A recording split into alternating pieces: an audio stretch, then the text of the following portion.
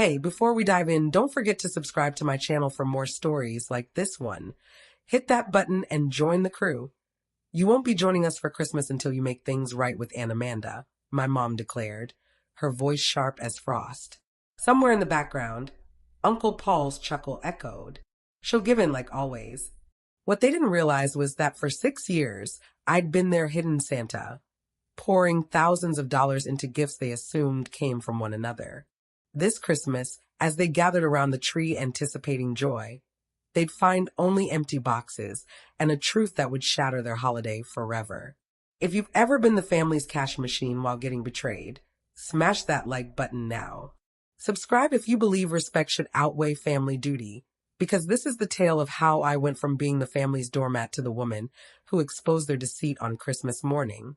I'm Eva, and for 6 years, I played the role of my family's secret Santa.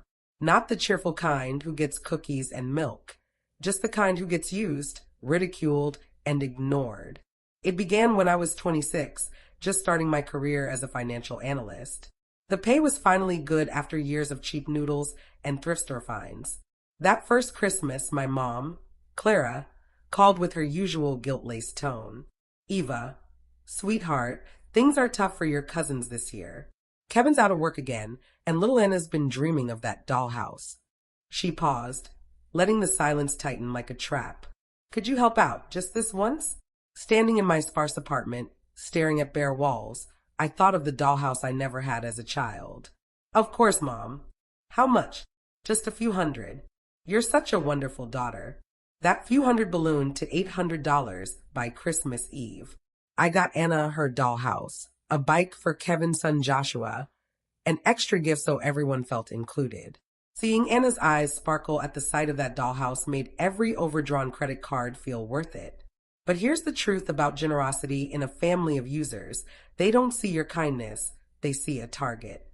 The next year, Clara called earlier in November. "Eva, you were so amazing last Christmas. The kids still talk about it. Can you make it magical again?" My magic? As if I were some wish-granting fairy, instead of their daughter draining her savings for their joy. By the third year, they stopped asking. Claire would send me Amazon links for Marie's birthday or text, "Joshua needs school clothes." Oh, and Amanda's been eyeing this bag. I became their invisible bank, the unseen force behind their festive moments. Every holiday, every birthday, every milestone somehow landed on my wallet. They'd post Facebook photos, arms draped around gifts I'd paid for, captioned, "Grateful for family blessings."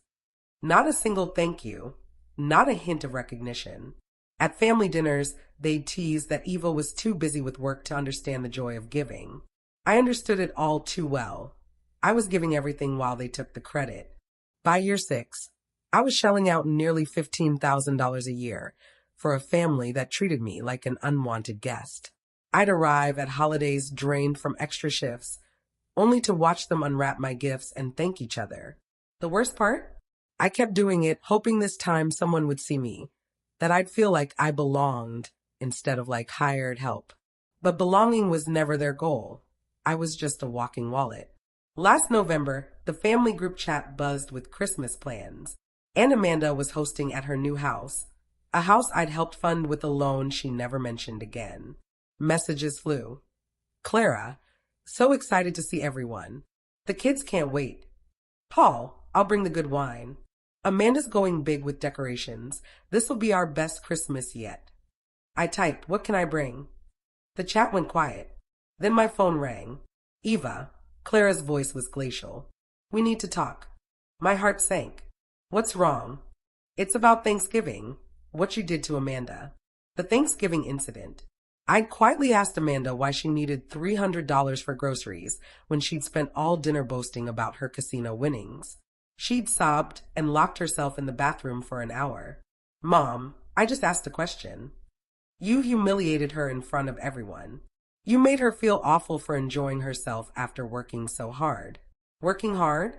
Amanda hadn't kept a job for more than 6 months in a decade. "You're not welcome at Christmas," Clara went on, her words hitting like punches. "Not until you give Amanda a proper apology. Not one of your half-baked ones." In the background, Paul's laugh boomed. If she wants Christmas dinner, she knows what to do. Then Stephen, my own cousin, she'll cave like always. Eva loves playing the victim. Playing the victim? The woman who'd bankrolled their lives for 6 years? I hung up without a word. That night, I stared at my phone in my apartment, waiting for anyone, to message me, to say this was wrong, that I belonged, that 6 years of generosity meant something. My phone stayed silent. For 3 days, I couldn't sleep, replaying every Christmas, every birthday, every gathering where I'd smiled through their disregard. On the 4th night, something broke inside me. I opened my laptop and dug into my financial records. 6 years of Amazon orders, Target receipts, credit card statements, all neatly tracked because, well, financial analyst.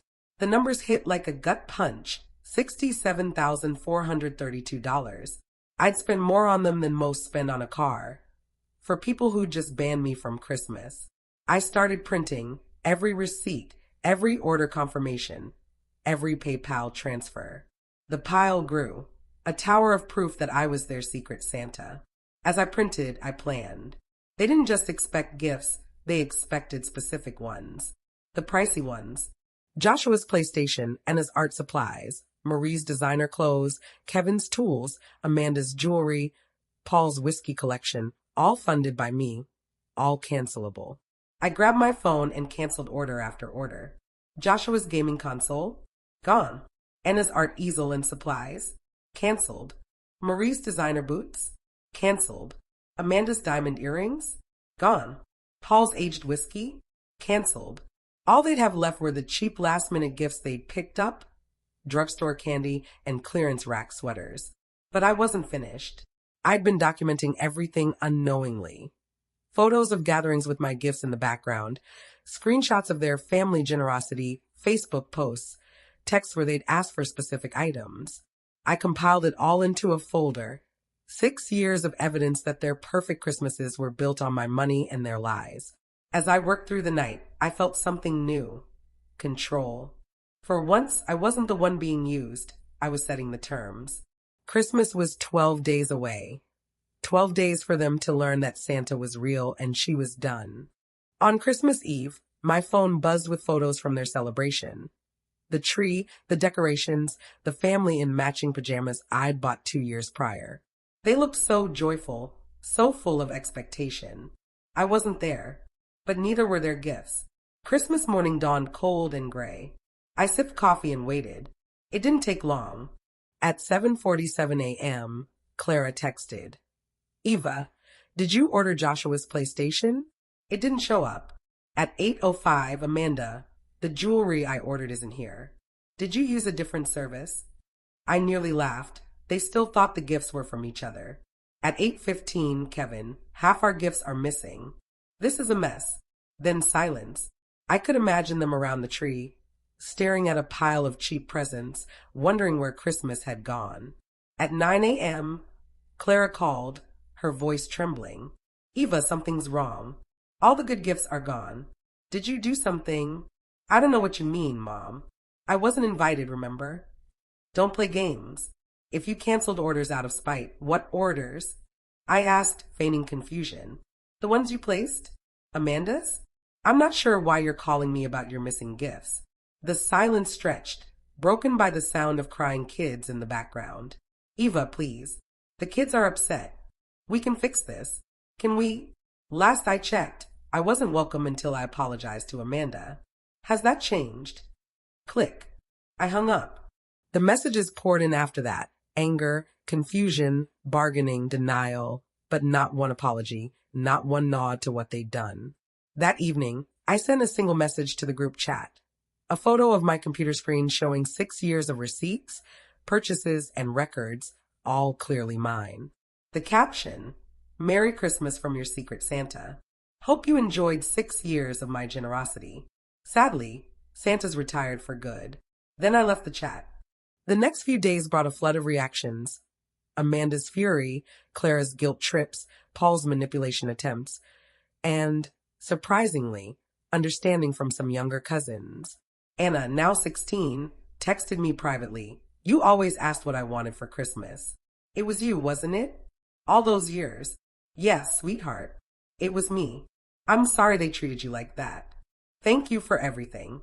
That message broke me more than anything else, reminding me why I'd started giving. Love, not duty. A week later, Clara appeared at my apartment looking worn. Eva, we need to talk. Do we?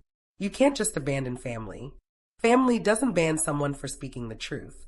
Family doesn't mock someone while taking their money. Family doesn't demand apologies for their own wrongs. She was silent for a long time. We didn't know it was you. You didn't ask. For 6 years, you took the credit and kept asking for more. What do you want from us, Eva? Nothing, I said and meant it. I want nothing from you anymore. She left without another word. This past Christmas was my first in 7 years on my own terms. I bought myself gifts, decorated my apartment with lights that sparked joy, and invited friends who valued me, not my bank account. For the first time in years, I laughed on Christmas morning, real, unforced laughter, not the fake smile I'd worn at family events. I don't regret exposing the truth. I don't regret putting myself first. Here's what I learned. Love without respect is just exploitation dressed up in holiday cheer. Sometimes the best gift you can give yourself is freedom from manipulation, obligation, and people who mistake your kindness for weakness. Have you ever been the family's ATM? Ever been excluded from events you quietly funded? Share your story in the comments. You're not alone. If this story reminded you that respect matters more than forced family harmony, hit that like button. Subscribe for more tales of justice, boundaries, and people who finally said enough. Because sometimes the best revenge is refusing to be used any longer. You don't have to burn yourself out to keep others warm, especially when they're the ones holding the matches.